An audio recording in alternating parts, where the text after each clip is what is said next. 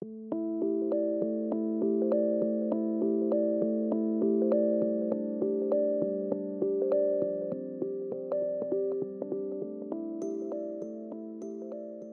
what impact would you say that the C20 had on the final communique from the G20 Leaders Summit? Our engagement in policy areas, developing in policy areas, and a common thread through the other engagement groups was really significant. It was clear in the final communique when it talked about gender equity, the improvement of jobs for women, 25% improvement by the year 2025, the language around inclusive growth, and particularly the inclusion of the word inclusive was significant, as well as the subtle working that we'd had on the area of climate and climate change and climate economy.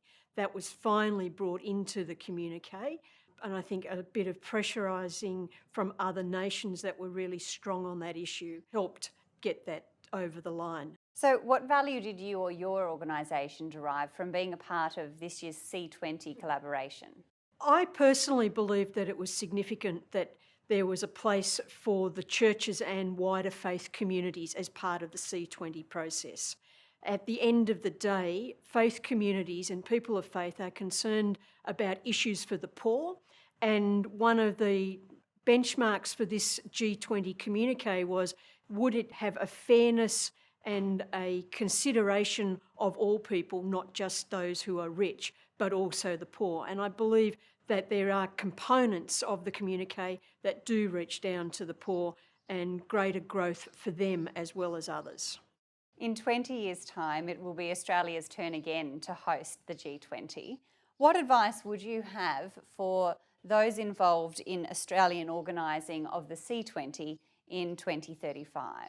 I would hope that in 20 years' time that the C20 is better known across the G20 nations, that it has a formalised place that is recognised on an equal footing with the other engagement groups. So some of that building up of the brand name, for want of a better term, of the C20 will not be needed anymore.